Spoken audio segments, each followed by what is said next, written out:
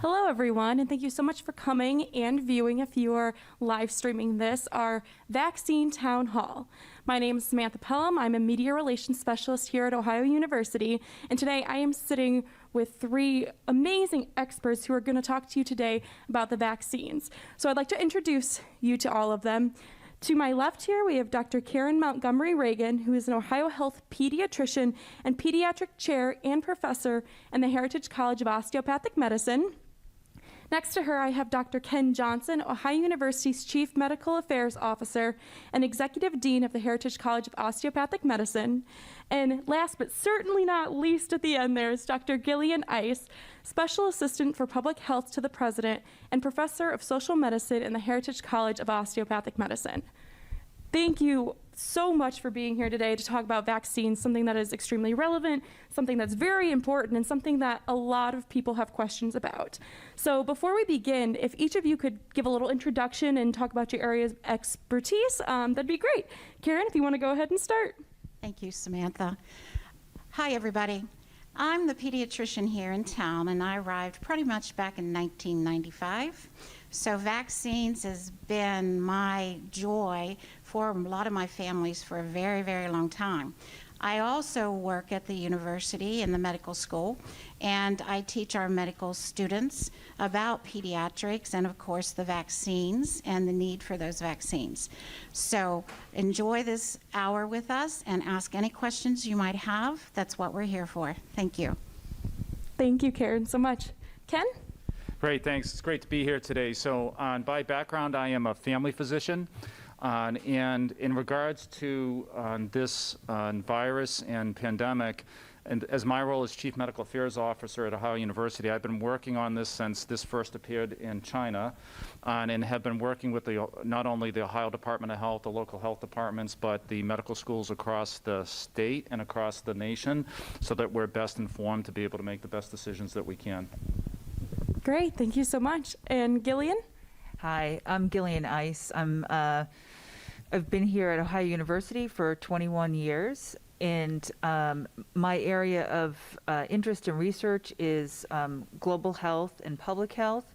I've been teaching medical students about public health for 21 years, and I'm in my current role, what I'm really doing is helping manage COVID on campus. And in that role, not only do I talk to a lot of partners on campus, but also with partners in the health department and other state universities in Ohio. Thank you so much. And again, thank you all so much for being here. And thank you to those who came and who are joining in via online and virtually. Thanks for spending the next hour with us talking about the vaccines. So for all of you out there in our audience and online, if you have questions, here's the way to go about this. If you are in the audience, please do raise your hand. We will take your questions when we are done answering the question we're currently on, allow you to ask the question, and then I will repeat it so that everyone can hear both up here and online. And then for all of those who are tuning in virtually, if you have a question, please comment in the comments section on Facebook or YouTube, and we will get those questions sent over to us and ask these awesome experts those questions. If we don't get to any of your questions today, or if you have some extra, please feel free to keep commenting or message us about it, and we will get back to you as well on any questions you have. So without further ado, I say let's get this conversation started. So to start things off, we're just going to cut to the chase and ask, why is it important to get this vaccine? So the most important part is to prevent people from getting ill themselves and to prevent others from getting ill as well. You know, what I have said about the vaccines in general is that this is truly a medical miracle.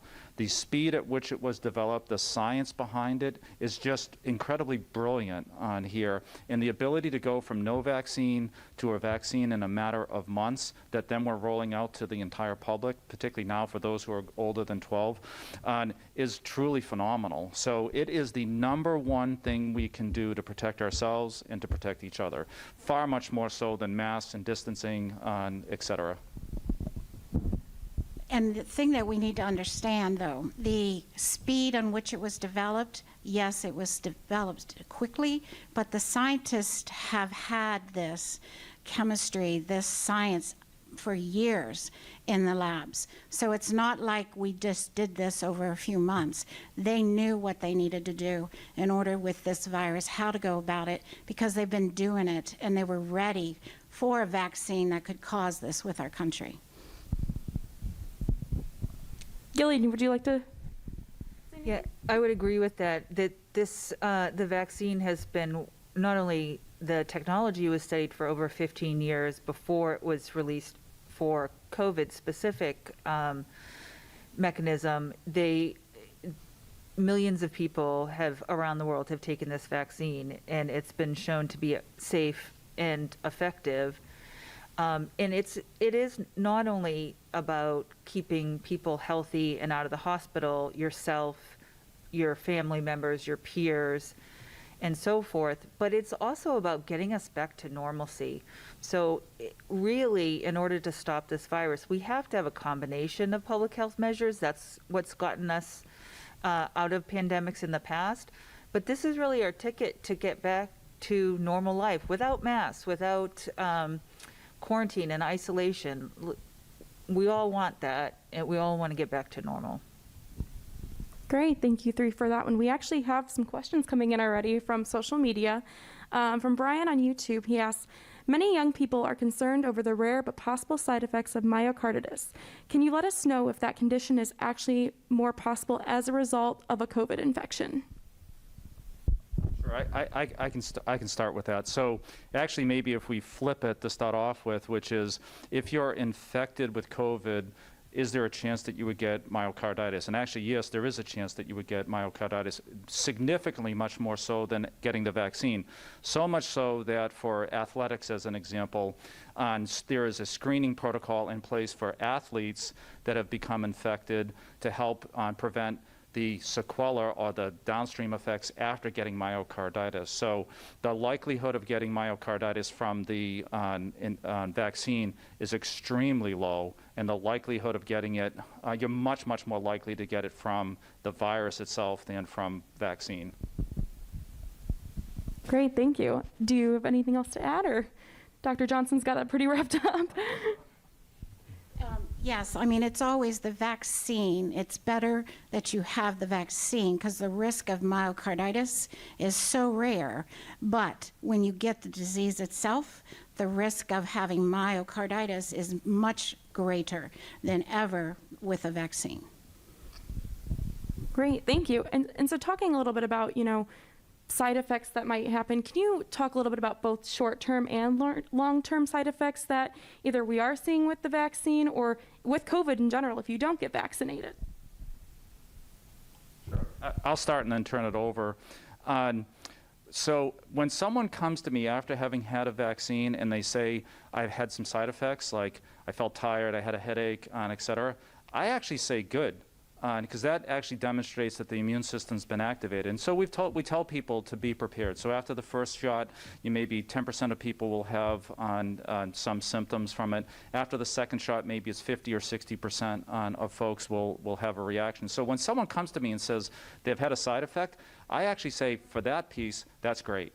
So now for other more significant side effects, the one that was really in the media most popularly was with Johnson & Johnson, and a very rare effect of clotting, and a very unusual kind of clotting. They paused for a week, studied it very deeply, and that's been really kind of a couple of handfuls of people out of the millions that have had the vaccine. Thank you. Gillian or Karen? Are we good? Yeah, I mean, certainly there is the way that we measure the impact of major side effects like the clotting or myocarditis is by looking at the rate in the general population versus the rate of those that have been vaccinated. And while the reason why we are looking at this closely is it slightly increased over the background rate, the usual rate in the population, but not largely so, and that particularly with many of the side effects like myocarditis, the rates among the people that have COVID are much higher, that we are learning more and more that in addition to risk of hospitalization or just feeling miserable, with COVID is that there are long-term side effects. There's effects on your IQ, particularly if you get severely ill. There's people have continuing breathing problems, and Dr. Johnson brought up the effect on athletes. I sit on the MAC Medical Council, and one of the doctors shared that one of his athletes was infected a year and a half ago and still can't walk up a flight of stairs. So we all think about that sort of immediate response, and maybe we feel just fine initially, but many of us go on to have additional problems when infected. Thank you. So we're receiving quite a few questions from social media, so I'm going to turn to those and ask them. We have someone from YouTube asking about masks and if there's still a way that COVID can be, transmitted through masks, and why mask mandates are coming back and being required at some places. So a number of places are reinstituting masks. We certainly are on campus here, as are, I think, all of the state schools or most of the state schools. And the reality of it is that the CDC has changed some recommendations on masking based on the new Delta variant. One of the things we know about the Delta variant is that when you're infected, you actually have a higher viral load than the original version of coronavirus. And so that means not only can you get sicker quicker, but you also have a greater ability to spread. And we do know that while the vaccines are highly effective against severe hospitalization and death, that you can still get COVID. I was just reading some data today, and it's about 60% effective against getting an infection and transmitting it. So not 100%, no vaccine is. And so because people can get infected even after they're vaccinated, even if it's a small percentage of them, or 40%, let's say, having a mask where we have widespread disease is the best way to control the disease in the population. And particularly for the university, I would say, one of the, we want to have a normal semester. We want to have a fully engaged semester. And if we have a lot of disease in the classroom that leads to widespread quarantines, it's incredibly disruptive. And so we really don't want that disruption in our lives here, because we want to have a great fall semester. Thank you. Go ahead, Ken. I wonder if I could add, so thinking about masks as a mitigating strategy, a way to help prevent the spread of disease. I've often talked about when someone has corona and they're sitting here breathing, it's a little bit like there's a corona cloud around them, almost like on Pigpen on Charlie Brown, right? So putting on masks really just kind of eliminates that corona cloud that's sitting around us. It stops the spread of droplets and transmission in the air. Very quickly, about a week or so ago, the CDC made a recommendation for those folks who are vaccinated to mask indoors. We know that transmission outside is much less likely, that indoors is kind of where the corona cloud likes to stay around. It doesn't dissipate as much. And so data became available that those who are vaccinated can get infected, and then beyond that could spread, which we didn't know that before. And it was really the Delta variant, which is the predominant variant in the U.S. now, that is a cause of that. It's 10 times more virus that you're producing as part of that. So the recommendation is this added on mitigating strategy. And what Dr. Ice said about there is now we know that there is a little bit more likelihood that you could get disease if you're vaccinated, but the likelihood that something severe or bad will happen is you're 25 times less likely to be hospitalized or 25 times less likely to die. So this is just an added on strategy to try to help prevent the now that we know that folks that are vaccinated could have disease and could transmit it. Yeah, go ahead, Karen. Just let's talk about the regular flu vaccine. The flu vaccine is made every year, and they guess about it.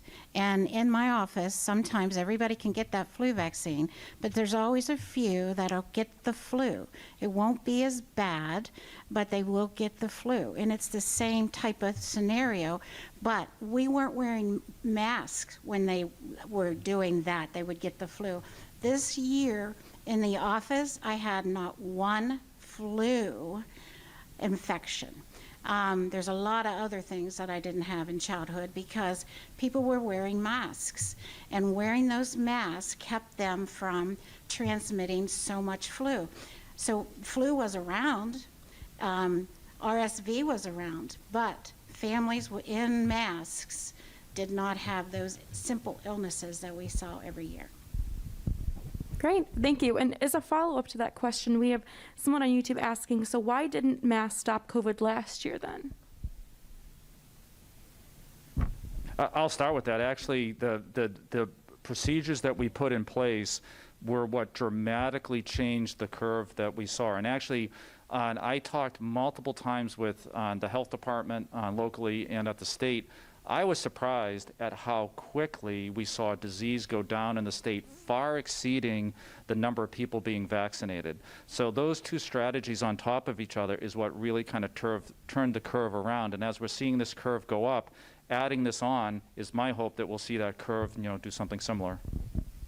The other thing is that even though we had a variety of mask mandates in many places in the country, not everyone was compliant. So if people aren't 100% compliant, of course we'll continue to have disease spread. And one of the things that we found on campus last year is that most of the disease spread was occurring with small groups of students who were just hanging out and not wearing masks. They weren't necessarily in a large crowd or anything, but they were in small groups and they let their guard down. And that's where transmission happens. And so the mask just provides that protection, but it's never going to be 100% effective at reducing disease because not 100% of people wear masks. And one of the things that you will also notice is that if you look at the epidemic curve, so the numbers of people who are infected over time, is that we naturally go up and then we come down. And one of the things that's driving that increase and decrease is the fact that as rates go up, people start being more careful. They start avoiding crowds. They start wearing their mask and so forth. And then the rates go back down again. Everyone loosens up what they do and the rates come back up again. Great, thank you so much for explaining that. Our next question is from YouTube as well. It asks, since vaccinated individuals can still transmit COVID, why is it important to get the vaccine if it is proven ineffective? I think I touched on this already. It actually is proven to be highly effective. So those people who don't get it, they have a significantly higher likelihood of not only getting disease, but getting severe disease. And one of the things that we're seeing now with the Delta variant is not only the old, but really all age groups getting more severely ill, just due to the highly contagious nature of it, but it also is a little bit more effective at causing severe illness. So actually, the vaccine is highly effective. It's been one of the most highly effective vaccines that we've seen. And what we're really driving to is to prevent severe illness. And with that, despite the Delta variant, is still very, very effective. Thank you, Ken. Would either one of you like to add on to that or move on to the next question? Great. All right, thank you. So a few people have asked in the comment section, for a not FDA approved shot, why are we encouraging young adults to receive this?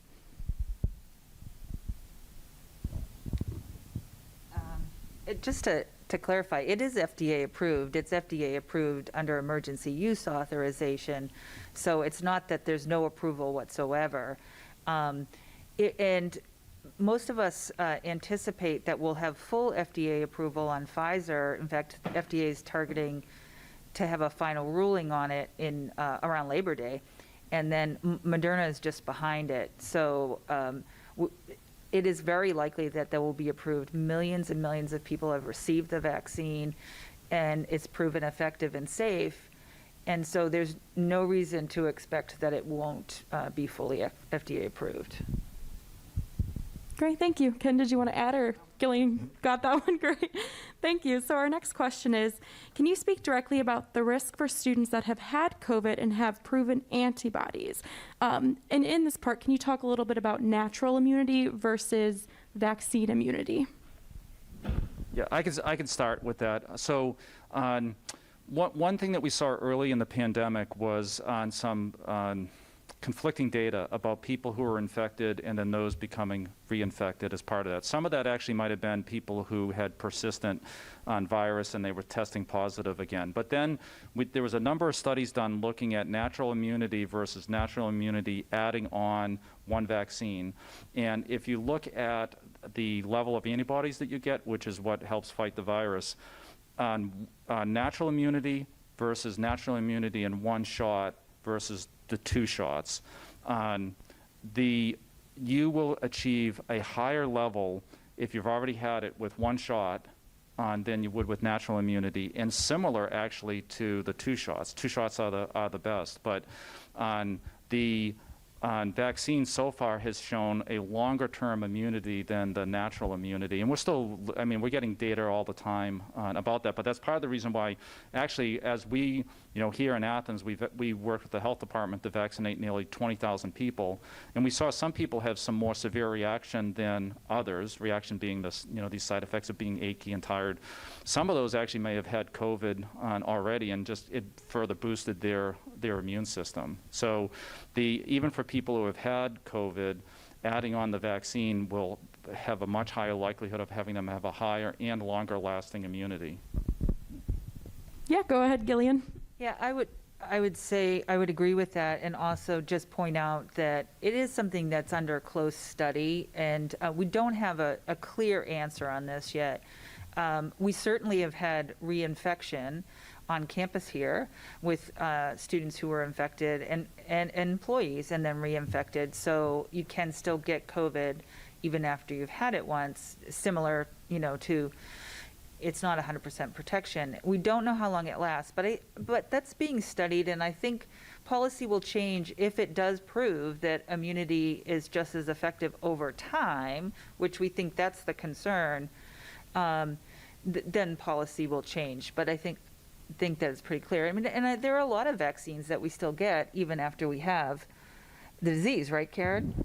Yes, exactly. Let's talk about tetanus. Everybody has to get a tetanus shot every 10 years. And when you're starting to get a tetanus series, you're doing them at 2, 4, 6 months. Then you're doing them again and then again in order to get those titers up and the protection there. Chickenpox, MMR, mumps, measles, all of those have different ways that we go through that vaccine schedule so that you do have that immunity and it stays with you.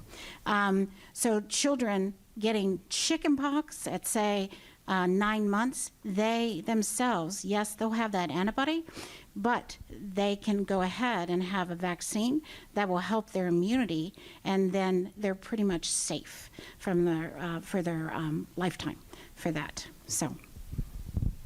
Great, thank you all so much. So for our next question, might be a little data that we might need from you all.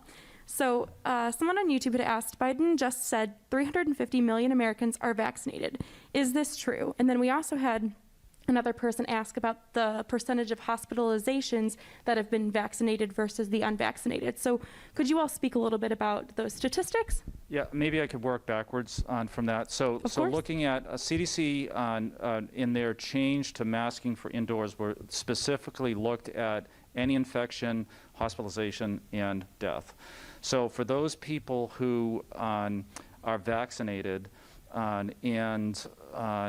what's the likelihood of them being hospitalized? As I said before, you're 25 times less likely to have that happen. So extremely, very, very effective with that. I don't know that I can tell you the 352 million versus 353 million for total people that have been vaccinated.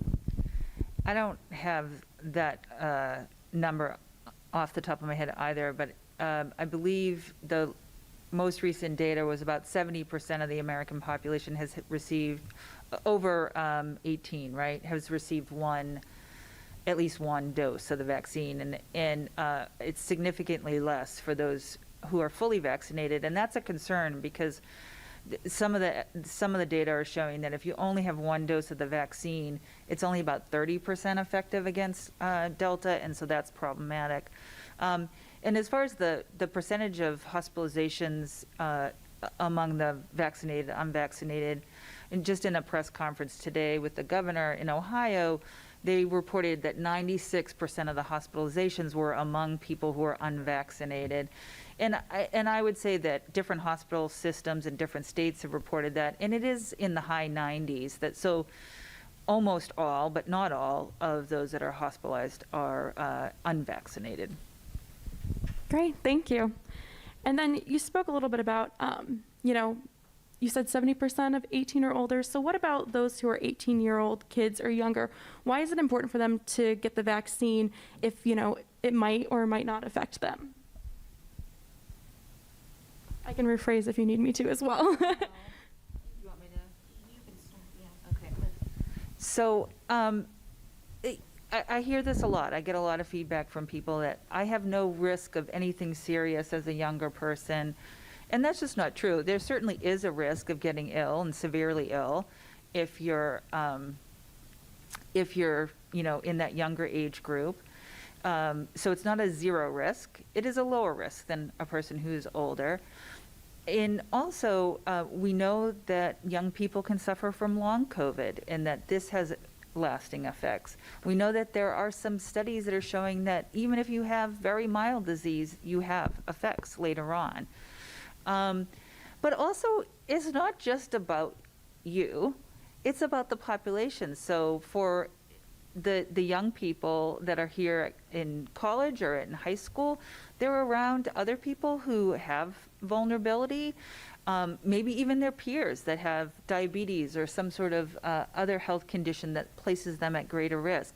Many of our professors here on campus have underlying disease that puts them at greater risk. So really, I think it's important to protect the entire community. And also, just to get us back to normal. I mean, I know everyone, my kids included, are just, really wanting life to be back to normal. This is one of our major tickets to get back to normal. So one of the things I think I'll add is that, as Dr. Ice had said before, each stage of this, we continue to learn, get data, and then adjust. So right now, 12 and older can get vaccinated, which is great. And we're learning that we're seeing more severe disease younger than we did. So really, there's from the virus itself. You expect the viruses always to mutate. So like the original virus versus, say, the alpha version versus the delta. We've seen a real progression of illness with that, more severe, and then also now reports of younger people on getting it. Under 12 is being studied right now for vaccine. It's really kind of like the aliquot. How much is what's the minimum amount that you need for kids at various different ages to then activate their immune system? So that's going on currently, and we expect that we'll see vaccine for those that are under 12. I really think it makes it difficult in a mixed household, as an example, when you have kids under 12 and then over 12, and kind of the mixed scenario. So building off of what Dr. Ice said about us doing this for each other, decreasing disease in the community is really helpful in that kind of mixed scenario. And I'm hopeful that we're not too far away from being able to vaccinate everybody to remove that concern and risk. Great, thank you, Karen. Thank you. So we have a few more questions from social media as well. One person's asking if the vaccine is DNA altering, and then we have another one asking if there is long-term effects. So maybe you can talk about both of these together, if it is DNA altering, and then any effects that are associated with it. So part of what Dr. Montgomery-Reagan said before about, and also Dr. Ice, about the development of the predominant vaccine that's out there, which is an mRNA vaccine. That had been studied for years and been used and looked at for other similar, although maybe more severe viruses like Ebola, et cetera. And we've had SARS and MARS and a variety of other outbreaks over time. The mRNA, as I said, to me, has been truly brilliant in the technology that's been developed over the last couple decades and then applied to this. So it's a little piece of RNA, not DNA. It's injected into, most typically, your shoulder, into the muscle. It causes the muscle to produce a protein that looks just like the protein that's on the virus, and then your immune system gets activated to basically destroy that. So your immune system actually is destroying those spike proteins on your muscle, But then not only in the short term, it activates some of the long-term immunity that recognizes the spike protein. Now, the variants are really in that spike protein. As it evolves over time, the protein looks a little different, and that's where the effectiveness comes in, or where the more higher infectivity comes, because there's that little bit of that change in that protein. It doesn't get into the center of the cell where the DNA is. There's no long-term changing effect on DNA at all. And if anything, the majority of the long-term effect is that it activates our long-term immunity, so that maybe you're not seeing that you have the antibodies in your system. You get the virus, exposed to the virus again, and your cells that produce that get reactivated and start pumping them out as a factory to produce antibodies. Great, thank you. That was a great explanation. I can really picture, what you're talking about, it attacking not the cell itself. Karen, did you want to add to that? That's just as long as we know that the DNA is in the center and it doesn't get to the DNA. Okay, DNA is in the center, it does not get there. It doesn't get into that membrane. Great, cannot emphasize that enough to people who are have questions about that. So we have another question. Oh, did you want to add anything? We have another question on social media. Are there any exceptions to getting the vaccine to those who provide a current positive antibody test? No. That's really the short term answer. You can add. Yeah. No, I mean, like we just spoke, the antibody is not going to be lifetime over that immunity, if that's what we're asking about, antibody and having it. It's just like any other vaccine that you received. It's not lifetime for having that antibody in your system, and what we don't know yet how long it's lasting, but we do know that the vaccine is more protective than your own body getting getting COVID. Yeah, and one fine point of that is that some of the antibody tests have not been specific for this COVID, this specific virus, and so you could have a common cold type similar virus that's activating that. So until we have broadly available, highly reliable, and predictable antibody tests, I'm not sure that that's really going to be a helpful or useful tool in making decisions about who gets vaccinated and who doesn't. Great, thank you. And then we've got some more questions coming in. I feel like these might be directed a little more towards Gillian, but please feel free to comment, anyone who wants to. So someone's asking, what about employees or students who, although are fully vaccinated, have a serious medical condition? Many of us are worried about returning to campus. Yeah, and I understand that worry. I think it's particularly difficult if you haven't been on campus for the last year to sort of see how all this works in action. This is one of the reasons why we did reinstitute a mask requirement indoors, is to make sure that we do keep people safe. We're still maintaining distance and so forth. And so, one of the things that a lot of epidemiologists and public health folks try to re-emphasize is that there's no one solution to preventing COVID. It's a multi-layered approach, and sometimes you see this as applied to like layers of Swiss cheese. There's holes in each slice, but if you stack them together, you block the virus, right? And so that's why we're trying to very strongly encourage vaccine. We're also having masks and distance. And we also do have a flex work plan for folks that are eligible and can do that based on their work responsibilities. But I really think the addition of the mask requirement will help keep us all safe. And for those of us who were on campus last year, this worked really well. We didn't, for example, for faculty and students who are in the classroom. Last year, we did not have classroom-based transmission, and it's because we had masks and distance. We didn't have vaccine last semester. We certainly had lots of transmission on campus from other activities, but not in the classroom. So I think we have the safety pieces in place so that people can feel comfortable to come back to campus. Great, thank you. And kind of as a follow-up to that, Someone is asking, what percentage of students need to be vaccinated in order to no longer require the mask mandate?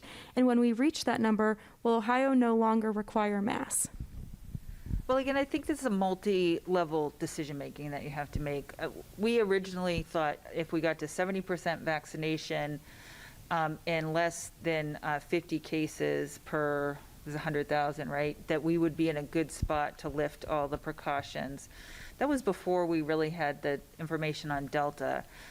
And so at this point, I think more epidemiologists, based on various models, are predicting that we probably need to get closer to 80% to get to a herd immunity. And we'd obviously be looking not only at the rates within students, but the rates of the entire community, faculty and staff as well.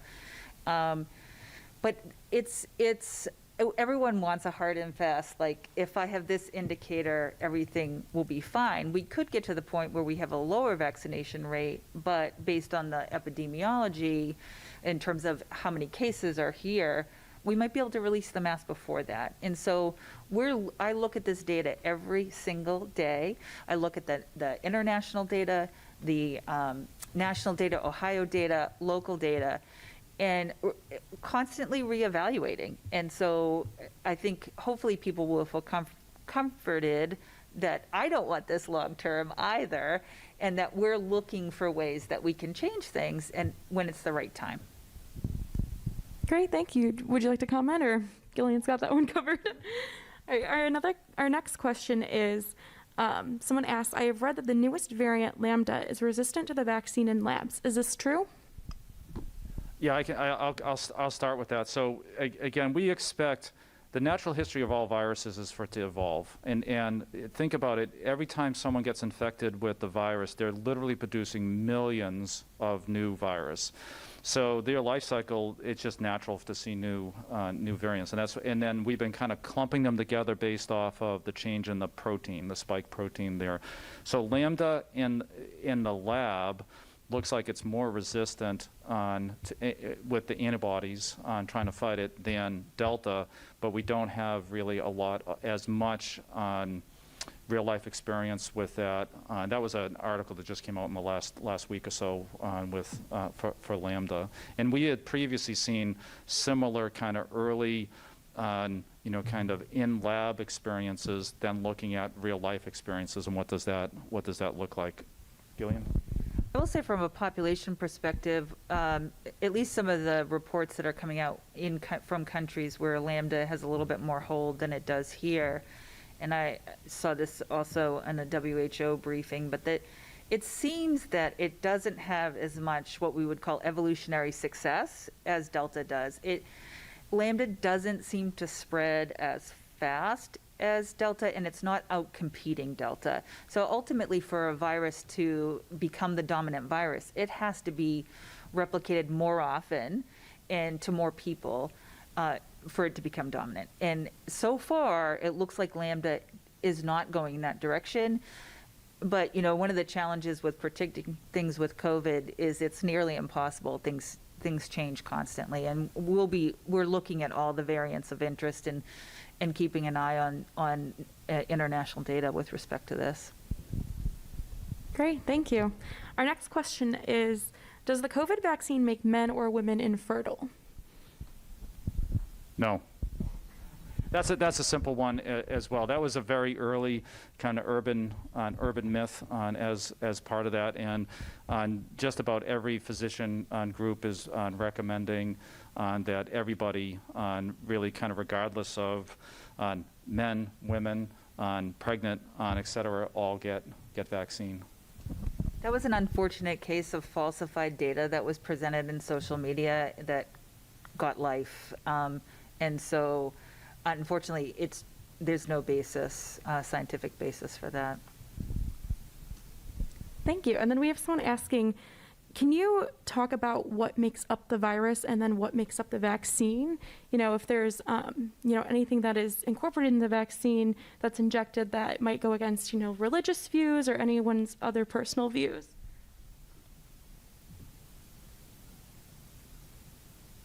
So I'll start at least with that because I think I've already described the predominant mRNA vaccines, which is really a small protein shell with RNA inside of it that's then injected. Your body responds to it at that point.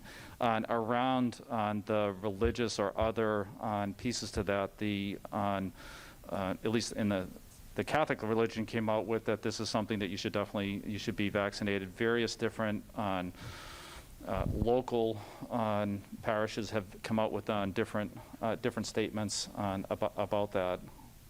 So I don't really have much more to add than that. Great, thank you though for answering that. I know it can be a difficult one.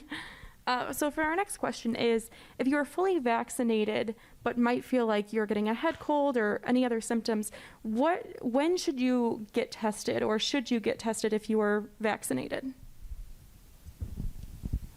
Call your doctor, honestly.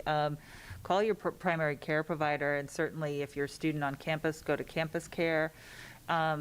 And have them evaluate you and to see if you're appropriate for a test. Certainly, I know a lot of people get worried, and particularly with Delta, and they do go straight and get a test. And tests are widely available in many locations, and that's fine. But I would say contact your doctor. And the thing about that is, colds, just common cold. You get congestion, you get the runny nose, you get a little bit of a cough.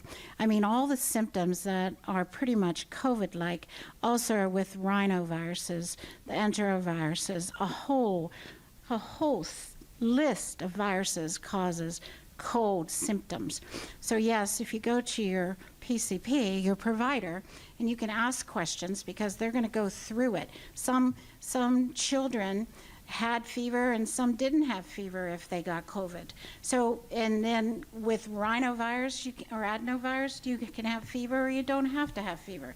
So someone needs to look at you, go through the whole system with you, get that history. And yes, if you're worrisome, it's very easy to go ahead and get that test performed, but don't do it within 24 hours. Give yourself 3 days or so that we know there could be a response. And if you get it too early, it might be a false negative. One thing I'd like to add to that is at least our experience across the last large spike was there's one symptom or a couple symptoms that are somewhat unusual to COVID, which is the loss of taste and smell. You don't quite see that quite as much in others. So if you have the constellation of symptoms like the common cold, plus all of a sudden you can't smell or taste anything, that's one other piece that kind of makes you think, oh man, I really do need to get tested here.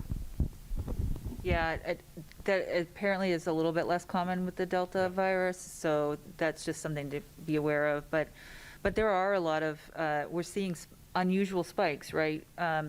In terms of RSV and some of the common cold that we wouldn't typically see at this season, but we are because everybody is unmasked, so it really is best to be evaluated.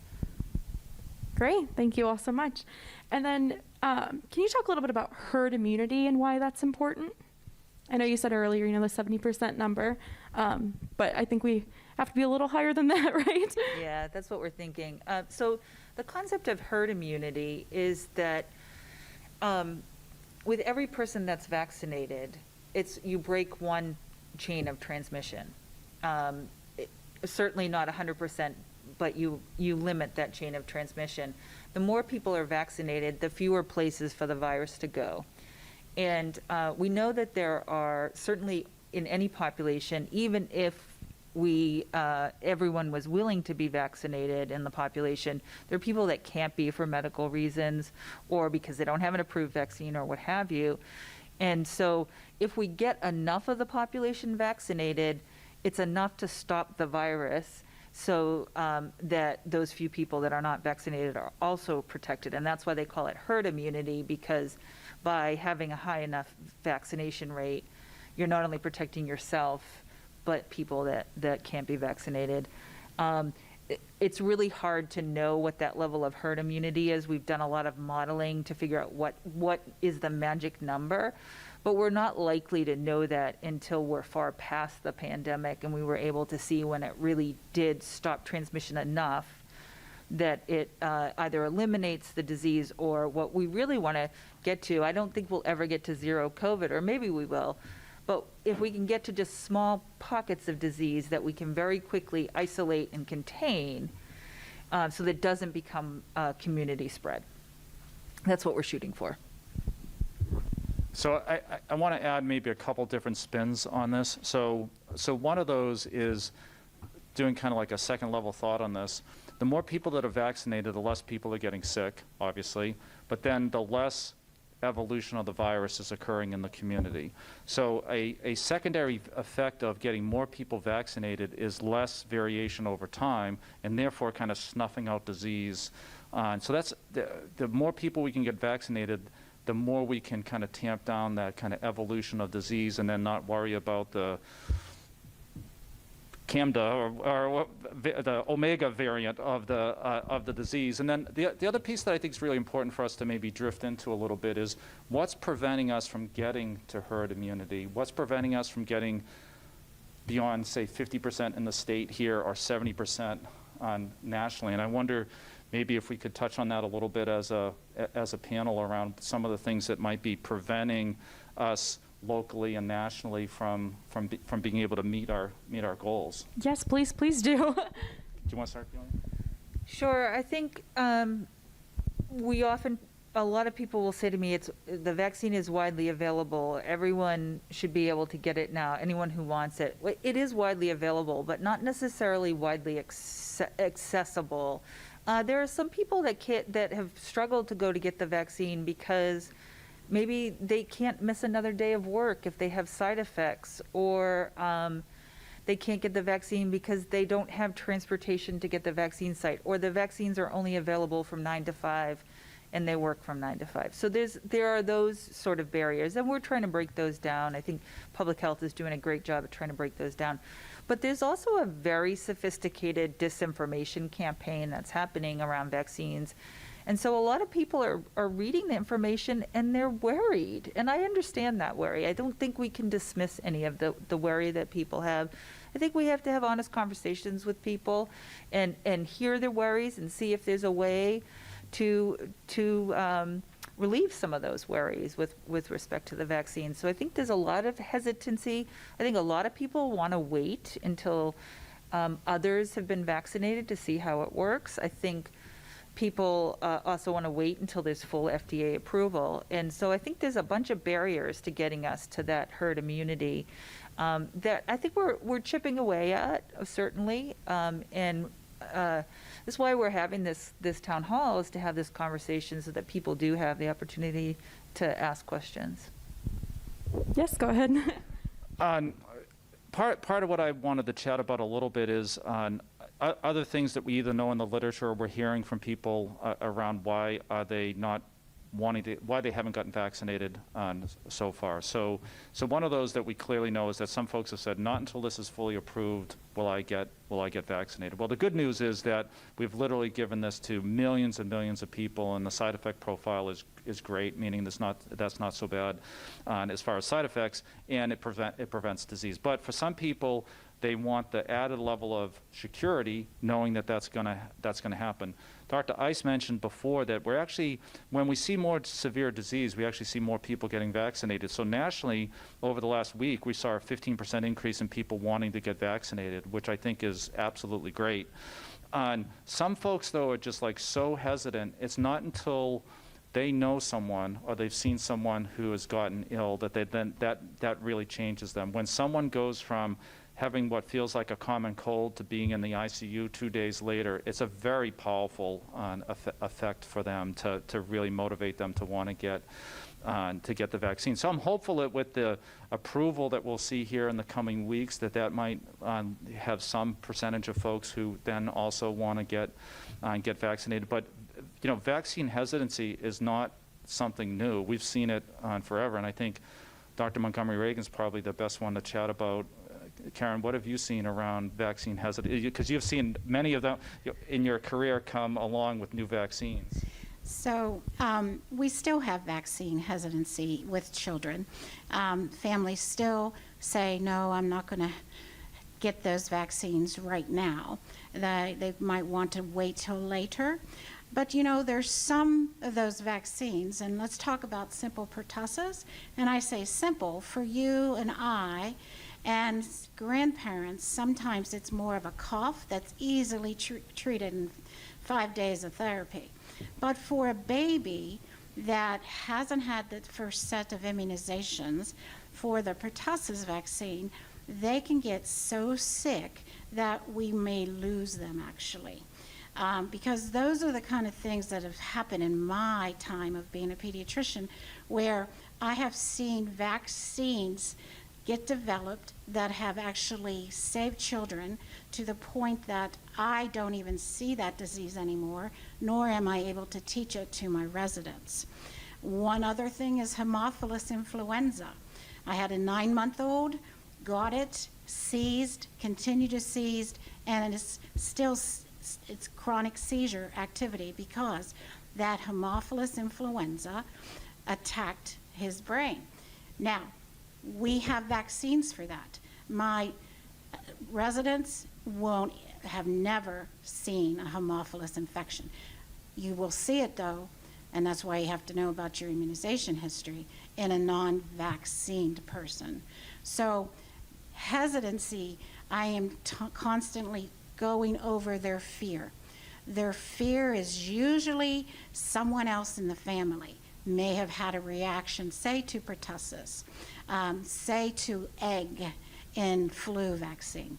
So we have to talk about the fear you may have and why you're so hesitant so we can work through this logically for you to give you a little more confidence about the safety that we have with this vaccine.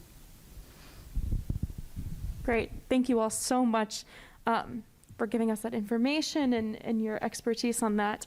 We have a few more questions coming in as well. Dr. Ice, these look like they're a little more geared towards you since they do talk about campus. We have one person asking, my student is concerned that his classes will go online again. Can you speak about this since many students do not want to go online and are concerned? And to follow that up, we also have another person asking about students who are concerned and who are being impacted by both, the mask mandate and COVID. How is their mental health, being taken care of during this? Sure. Yeah, I understand that when people opt for a residential campus experience, an online experience is not a good substitute. And so one of the reasons why we are really trying to encourage vaccine, why we have distance in classrooms, and why we've reinstated the masks is it is so important for us to keep students here on campus in face-to-face instruction. And not only that they get to do the regular engagements, they get to be with their student orgs and have that full college experience. And I really want to make sure that everyone has that. So we put these measures in place to help us stay that way. The testing strategy, the masks, the distance really worked in spring semester. We were really able to, we had disease, we had flare-ups, we had a few pockets in residence halls, but we were able to contain them through all of these measures so that people that were here could continue doing what they were doing. And that's my plan. And that's our goal here, is to make sure that we do have that on-campus experience. And so that's why we're doing what we're doing. There's no intention to move us online. Our intention is to keep people here. As far as, what was the second question again? Could you address kind of like the mental health concerns behind that as well? Yeah, absolutely. The COVID pandemic has had a dramatic impact on mental health of everybody. It's had an impact of, people feeling isolated, people getting frustrated and angry over, continued prevention and all of this. And, people have had profound loss. The mental health of, I have a colleague who lost 3 family members due to COVID. Talk about a mental health impact, huge, right? But also people have smaller losses, like the loss of being able to connect with our friends. And so that is part of the reason why we want to make sure we retain full campus life. But also, we recognize that a lot of people are coming out of this with issues, and it's hard for some people to come back. So we're doing a number of things around. Certainly, we have mental health services on campus. Our team in COVID operations reaches out to students who are infected or affected, and we really try to support their mental health.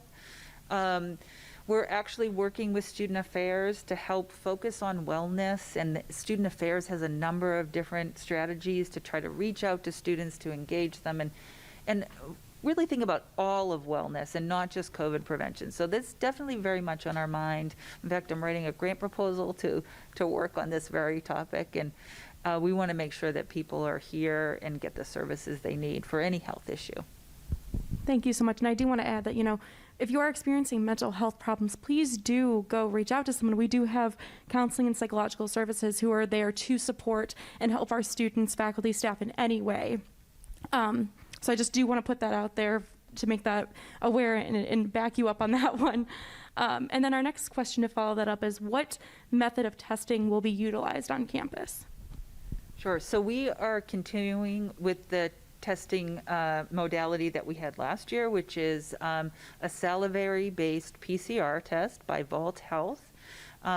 It is one of the most accurate tests on the market. It's about 99-point-something% sensitive and specific, meaning that very, very low level of false positives and false negatives. It worked really well for us last year.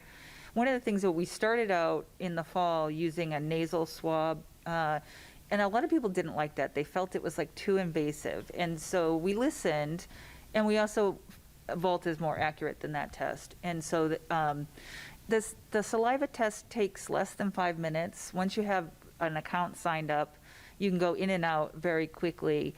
And I think students found that it was pretty painless and easy to do. Great. Yeah, go ahead. I wonder if I could build. Johnson. I wonder if I could build off two things just from here. I'm thinking about this time last year versus where we are here right now, and I really feel that Ohio University has developed a best-in-class approach to living with COVID. So one of those is the team that Dr. Ice has assembled around COVID operations and all of the things that we're doing, not only for testing, tracing, quarantine, but have extended that to service at the student level.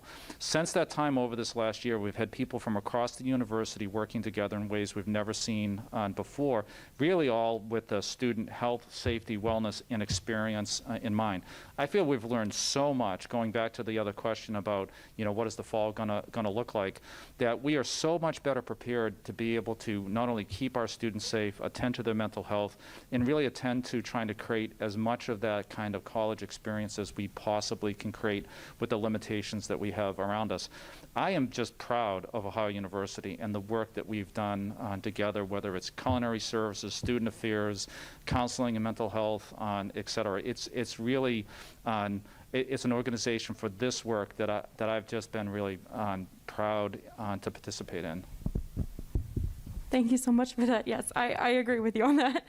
As we are wrapping up here, unfortunately, we have one question left from social media, but I did want to open it up to those who are in the audience. If you have any questions, now is your time to ask one. Yes, sir. Go ahead.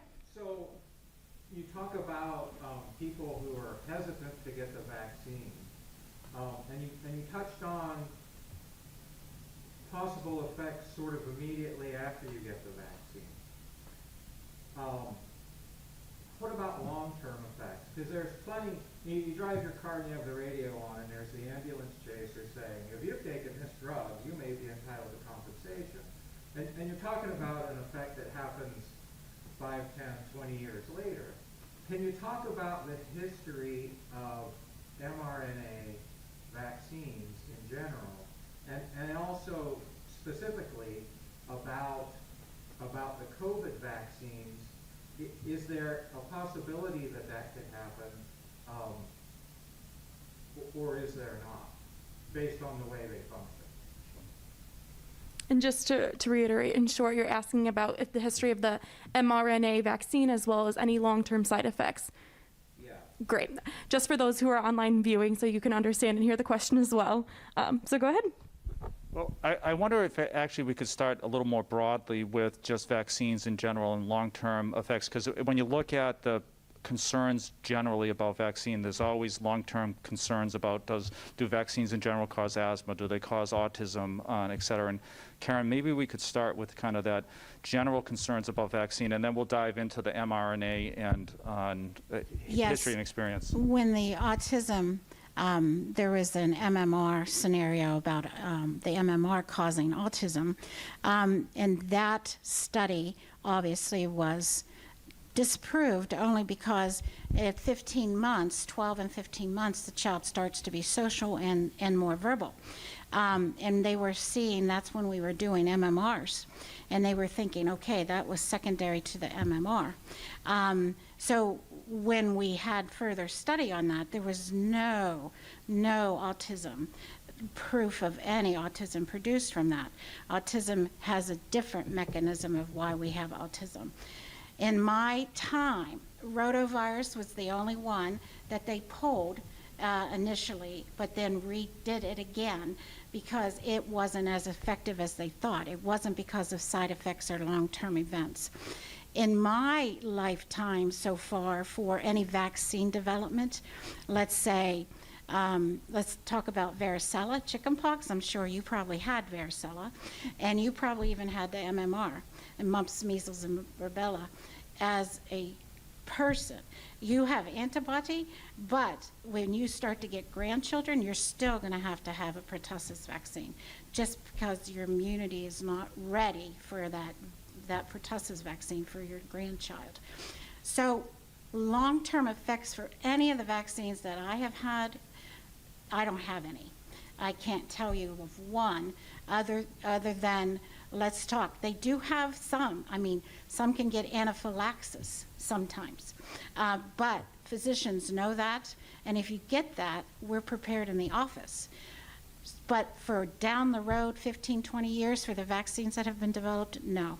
I can't give you one that has done that. Now with the mRNA, it is so sophisticated, much more than what we dealt with, because ours had impurities in it, and now with an mRNA that is so sophisticated and clean, we're just going to have to watch down the road, but statistically with what I've been through, there's not going to be.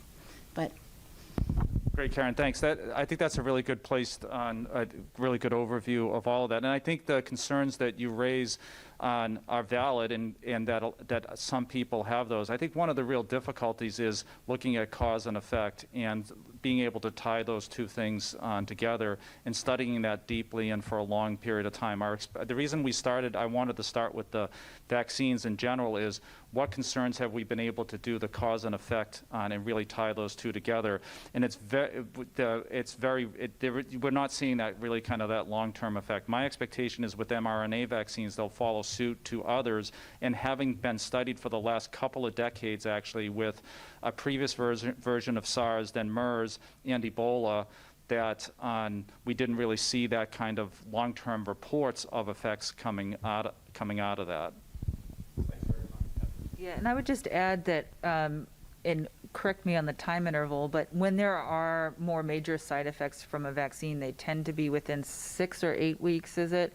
So there are a few of those things that are showing slightly elevated risk, but largely speaking, we're not seeing, after millions of doses, we're not seeing any major side effects except for the few that have been identified, and it's only a slightly elevated risk.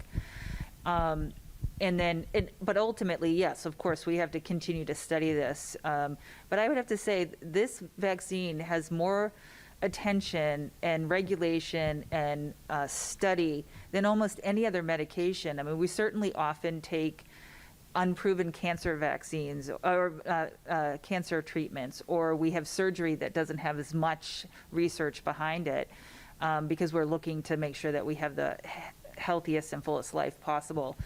So I would say this is probably one of the most studied medical interventions that we've ever seen. So I feel pretty confident about it. And I understand your fear. The fear there is like, for instance, in 10 years you get myocarditis. There's no way in my mind I'm going to be able to prove to you that it wasn't the COVID vaccine, because now you know there's some of them that get myocarditis from having the disease. Statistically rare with the vaccine, but myocarditis in 10 years, in your mind, that's what did it. And so I understand that fear, but you've got to understand too that if you don't take a vaccine, you're at risk to get myocarditis from some child that runs up to you and gives you a big hug without a mask on, and then you yourself are kind of in the ICU, possibly because of some of this hesitancy. So I'm glad that you're asking these questions about long-term. I haven't seen it. Studies will happen, but myocarditis can happen to any of us down the road. It's a simple virus that causes that usually. So how long have we been using mRNA vaccines? That's been looked at over the last 10 to 20 years. It really came out when we had, I can't remember the exact year, when we had SARS as one of the first kind of really COVID-like on large international scare, and Ebola around the same time as when that technology was being studied, used, et cetera. So I can't give you the exact dates of that. So is it reasonable to assume that because they are working the same way, they use the same technique, the research for side effects from these previous vaccines will be just as applicable to the COVID vaccine?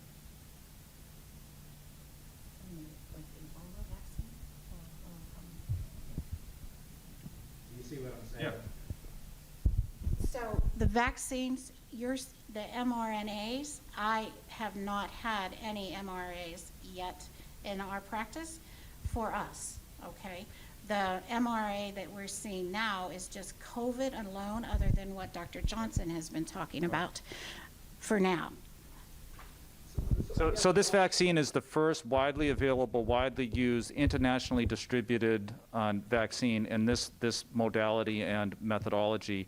The reason that, not us personally, but the reason that we were able to bring it to market so fast was that the technology was developed over those last 20 years in experience with these other, Ebola, highly deadly virus, but the technology was developed over a longer period of time. The reason we started with vaccines in general is, what's the likelihood of a long-term effect from a vaccine that's being used of having something negative down the line is rare, if not non-existent. The likelihood is really in that first 2 months that you'll see some of that effect. One of the things we didn't mention earlier is the very close tracking that's going on at the state level that helps us adjust. Part of the reason J&J got on a pause was because they started to see a handful of unusual clotting diseases that were occurring. And this vaccine will be looked at more closely than any other vaccine, I think, in history. Thanks very much. Thank you so much for your questions. They're appreciated. Unfortunately, we are actually a little over time, so we will have to wrap it up. But thank you so much for talking with us and answering everyone's questions within the audience and online. I did want to leave just a minute or two if you had any last comments that you wanted to say. If not, and you've provided all the information, for those of you out there who we did not get to your questions, we will be commenting and giving you those answers online as well. So I am sorry if we could not get to them, but we will get them answered for you. So if there's any last comments, I'll open the floor to the three of you. I'll just say that I understand that people have concerns, and that's why we're here. And certainly people are free to reach out to us at covidoperations@ohio.edu if they have additional questions or concerns. We're happy to discuss them with you. Yeah, I just want to say thanks for the time. I really appreciate the questions and comments that came in online and with the audience here, and the opportunity to provide information and answer questions and hear concerns. Great. Anything? Great. Well, thank you all again. It is very much appreciated. And so that is it for today's vaccine. But like I said, if you have any questions, please feel free to reach out. Thank you.